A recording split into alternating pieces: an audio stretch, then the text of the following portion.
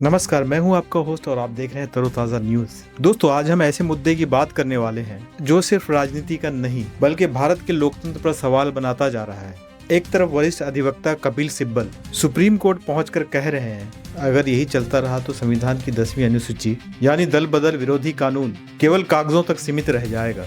और दूसरी तरफ देश की राजधानी दिल्ली के जंतर मंतर से ऐसी तस्वीरें आई जो दिल को झकझोर दिया। सोशल मीडिया पर वायरल वीडियो में प्रदर्शनकारियों पर, जिनमें कुछ युवा और छात्र भी दिखाई दे रहे हैं, के साथ पुलिस कार्रवाई को लेकर तीखी बहस छिड़ी हुई है। लेकिन सवाल ये है, क्या सत्ता के सामने संविधान कमजोर पड़ रहा है? क्या लोकतांत्रिक विरोध की जगह सिकुड़ती जा रही है? और अगर विपक्ष के विधायक टूटते रहेंगे, विरोध करने वाले सड़कों पर पिटेंगे और संविधान की भावना पर सवाल उठेंगे, तो आखिर लोकतंत्र बचेगा कैसे? आज पूरी कहानी समझिए। वरिष्ठ अधिवक्ता कपिल सिब्बल ने सुप्रीम कोर्ट में याचिका दायर की। उन्होंने अदालत से कहा कि देश में जो राजनीतिक घटनाएं हो रही हैं, उनसे 10वीं अनुसूची एंटी डिफ्लेक्शन लॉ लगभग बेअसर होती जा रही है। सुप्रीम कोर्ट के सुनवाई के दौरान उन्होंने कहा, और अगर यही चलता रहा तो 10वीं अनुसूची का कोई मतलब ही नहीं रह जाता।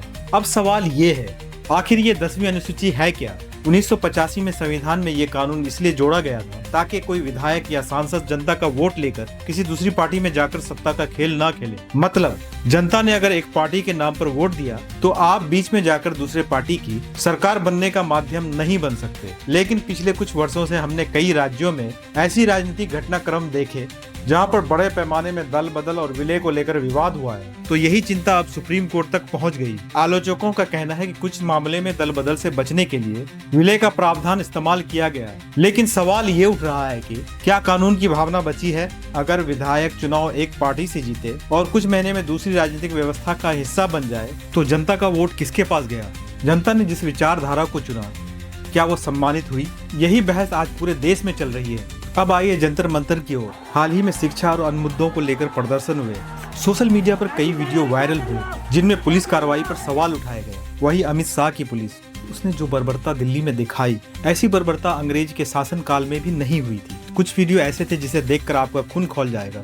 छोटे छोटे बच्चों को पुलिस ने इस बेदर्दी से मारा जैसे कोई आतंकवादी हो। वो एक शांतिपूर्ण मार्च कर रहे थे और पुलिस ने उन पर आक्रमण कर दिया। इन घटनाओं पर अलग अलग पक्षों की अलग अलग राय है और प्रशासन की तरफ से भी अपनी स्थिति रखी गई है। वही प्रशासन जिसे संवाद करना चाहिए था, वो हिंसा पर उतारू है और छोटे छोटे बच्चों को मार रही है। कहाँ है नरेंद्र मोदी, कहाँ है अमित शाह? मैं उनसे सवाल पूछना चाहता हूँ, क्या ये देश के भविष्य नहीं है? ये आपके दुश्मन है, इनसे आप बात भी कर सकते थे। ये अपने आप को एक तानाशाह समझने लगे हैं। मोदी सरकार अपने आप को क्या समझती है?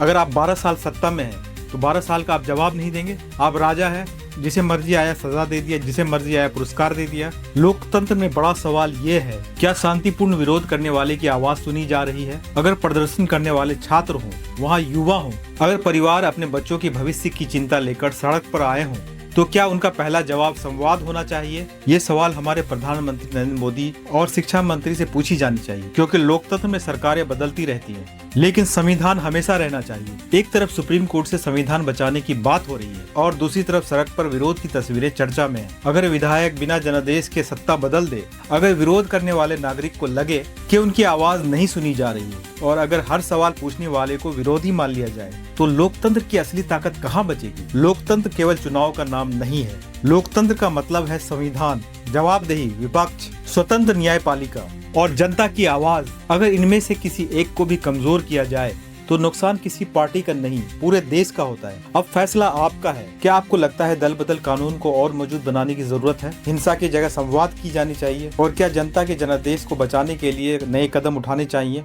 अपनी राय कमेंट में जरूर लिखिए। वीडियो को लाइक कीजिए, चैनल को सब्सक्राइब कीजिए और अपने दोस्तों के साथ शेयर करना ना भूलिए। मैं हूँ आपका दोस्त इमरान। मिलते हैं अगले वीडियो में। जय हिंद।